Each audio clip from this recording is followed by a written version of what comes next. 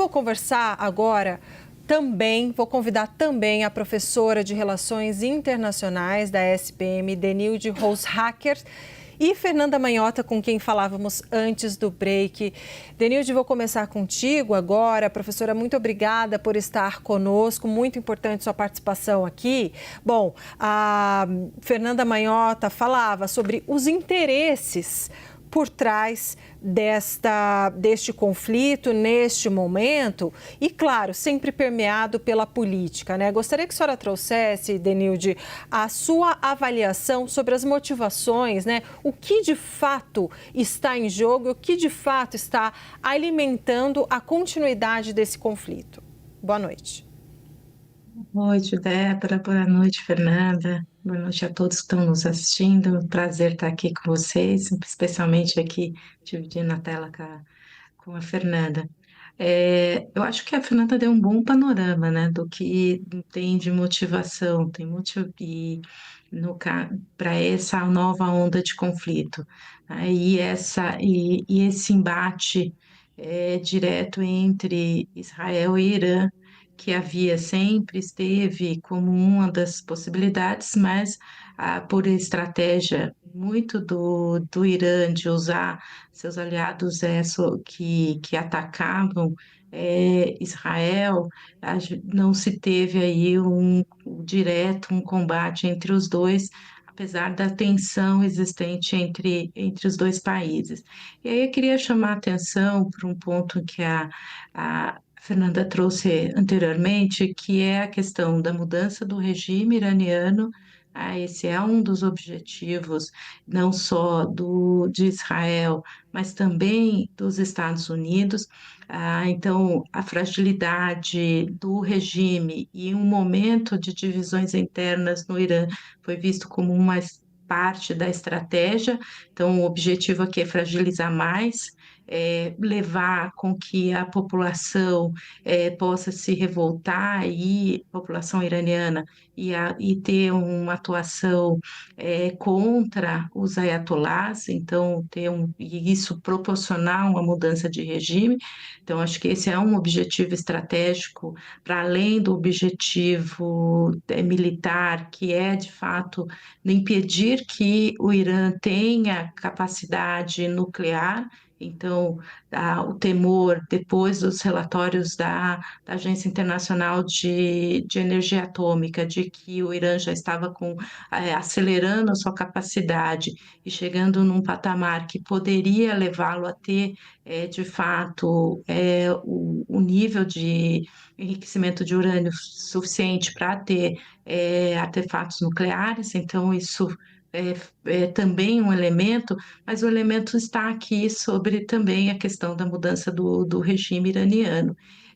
E o outro, que pode ser uma consequência desse processo, e é não só o enfraquecimento do Irã regionalmente, mas é uma mudança no equilíbrio de poder regional. Então, que é de interesse israelense, que se sente sempre encurralado e sempre num momento, num processo de defesa constante, como também de outros países que não são abertamente inimigos iranianos, mas que também têm preocupações sobre o peso iraniano regional. Arábia Saudita, Emirados Árabes, Catar. Então, são países que também se preocupam com essa capacidade e o quanto o Irã exerce aí um peso em países que são de maioria xiita. Então, acho que esse equilíbrio e o que pode resultar após essa investida e esse conflito também vai refletir nos equilíbrios regionais. E, por outro lado, envolve, como a gente tem visto em vários outros conflitos, as disputas geopolíticas globais. Então, o Irã é aliado da Rússia, é aliado da China, enquanto Israel é aliado dos Estados Unidos. Então, isso também pode ter aí um papel nessas disputas, como mais um elemento nas disputas que nós temos vistos em outras regiões e em outros aspectos também da geopolítica atual. Excelente, professora. Então, vou pegar desse gancho que a senhora nos deixa sobre a preocupação, né, geopolítica global, para então voltar àquela pergunta, Fernanda Manhota, sobre o papel, as preocupações e a atuação dos Estados Unidos nos acordos, tanto de um eventual cessar-fogo quanto das questões nucleares iranianas. De fato, conta para a gente, então, neste momento, começo, meio e fim até agora, do papel dos Estados Unidos e das posições de Donald Trump. Pois é, Débora, essa é uma excelente pergunta e eu fico muito feliz de ter a chance de falar sobre isso aqui na companhia da professora Denilde. Eu, você sabe, sempre gosto de fazer deferência aos meus mestres e devo dizer aqui para todo mundo, a professora Denilde me deu aula, então estou muito feliz e honrada de estar com ela aqui nessa conversa e vou falar justamente de uma coisa que eu aprendi com ela há muitos anos atrás, lá no tempo dos fenícios, né? Quando ainda era mais jovem iniciante das relações internacionais. Tem a ver com como a política externa dos países é formulada, né, sobre quem está por trás dos processos de tomada de decisão. Essa relação dos Estados Unidos com esse conflito nesse momento, ela é uma relação bastante difícil. Hoje, um pesquisador americano bastante conhecido por se dedicar justamente a acompanhar a relação entre Irã e os Estados Unidos, o Trita Parsi, ele escreveu um texto cujo título é bastante provocativo. Ele diz que os Estados Unidos, sob Trump, têm que tomar uma decisão, ou encerrar ou entrar de vez nesse conflito com Israel. E essa escolha por encerrar o conflito, né? Então, tentar de alguma forma estabelecer um freio junto ao seu aliado, que é Israel, ou, de fato, abraçar esse conflito e tomar esse conflito como seu, não é uma decisão tão simples quanto parece.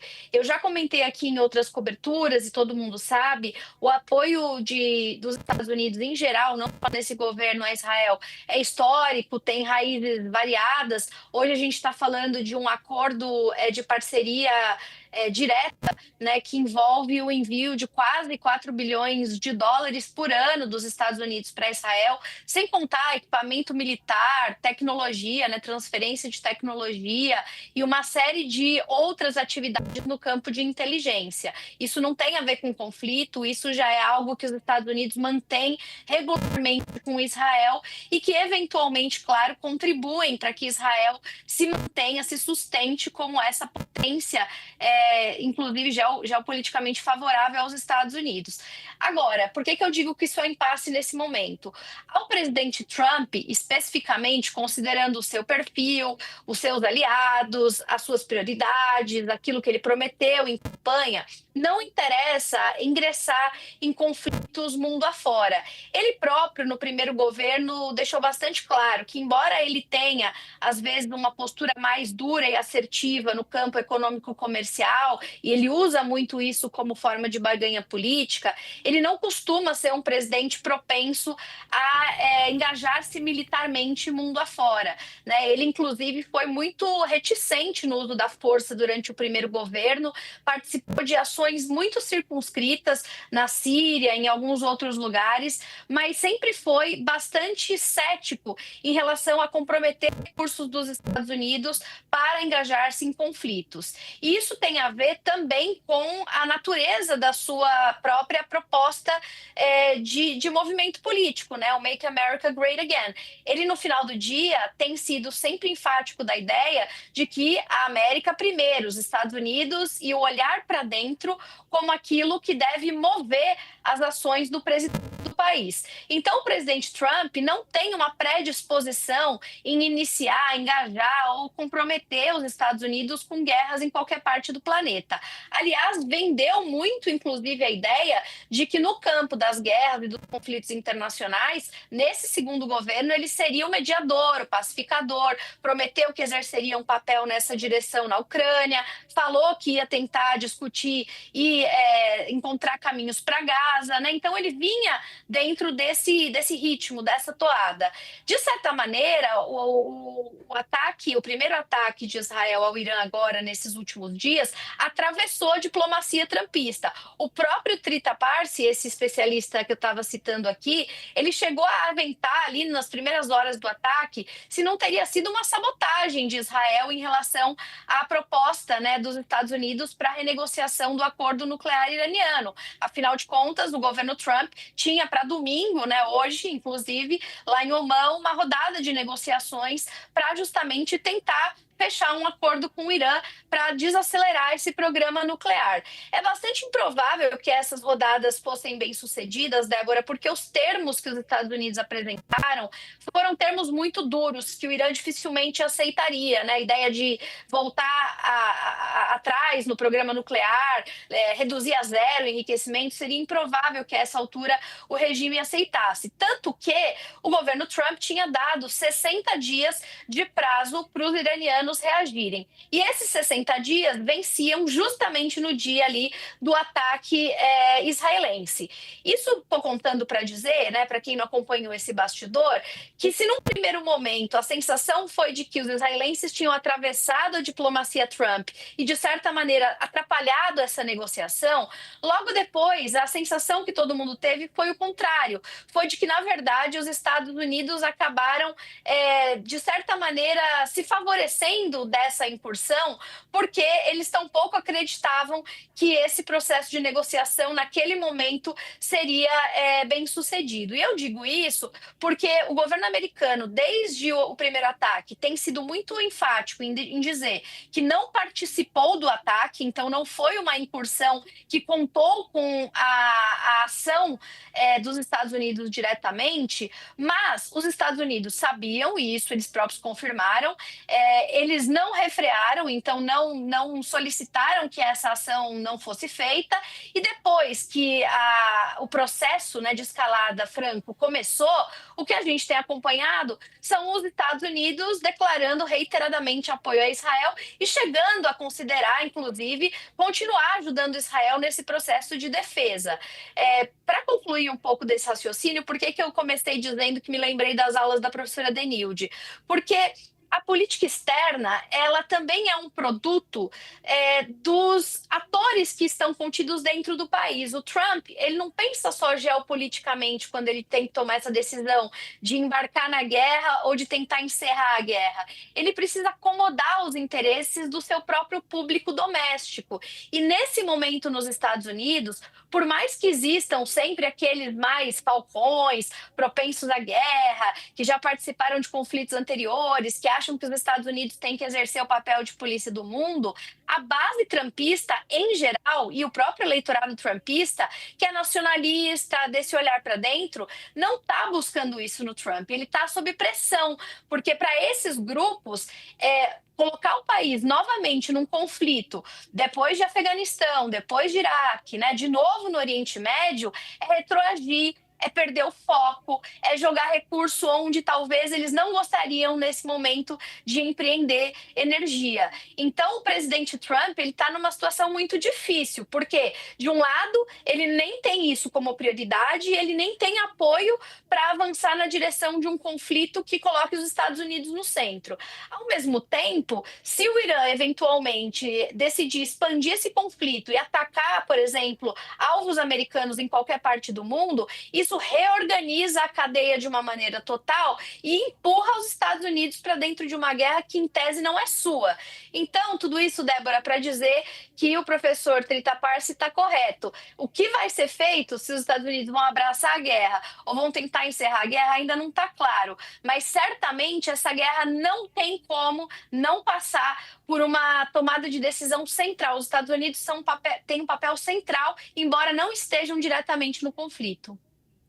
Professora Denilde, então eu gostaria de te perguntar propriamente sobre a disposição do Irã. Eu sei que é uma pergunta difícil, porque o Irã é muito fechado, mas se a gente está falando, né, que no centro, entre outras coisas, no centro desse conflito está o programa nuclear iraniano, o quanto o Irã estaria disposto e poderia está disposto a ceder em seu programa nuclear, nos termos tão duros que os Estados Unidos apresentaram, como a Fernanda Manhota acaba de dizer, sem abrir mão da sua soberania, sem abrir mão dos seus objetivos, das suas necessidades energéticas também, e sem que se configure uma rendição. Ou seja, o que de fato poderia levar o Irã a ceder e a entrar num acordo propriamente dito, professora? Débora, eu acho que tem aí, de fato, uma complexidade para entender o processo decisório, e aí, como a Fernanda lembrou, minhas aulas de processo decisório em política externa envolvem vários fatores e também uma análise de risco, né, das decisões e o quanto esses riscos vão ser considerados dentro do Irã. A gente tem um elemento importante para entender o Irã hoje, né? O Irã também vinha de divisões, né, crescentes. A gente isso se acompanhou com o processo eleitoral. Então, a emergência aí de grupos com vozes mais de oposição, outros mais moderados, mas alinhados ao regime, mas com um perfil menos linha dura, a população já cansada com os efeitos das sanções, então isso já tinha minado esse processo, só que a gente teve na investida de Israel agora, os ataques ao processo, às instalações militares e nucleares, que chegaram a ter um impacto, destruíram entradas, destruíram alguma capacidade, mas ainda se tem dúvida se de fato conseguiu chegar ao objetivo israelense, que é destruir o programa, de não permitir mais que o Irã consiga deter essa tecnologia. E para isso eles sabem que pela profundidade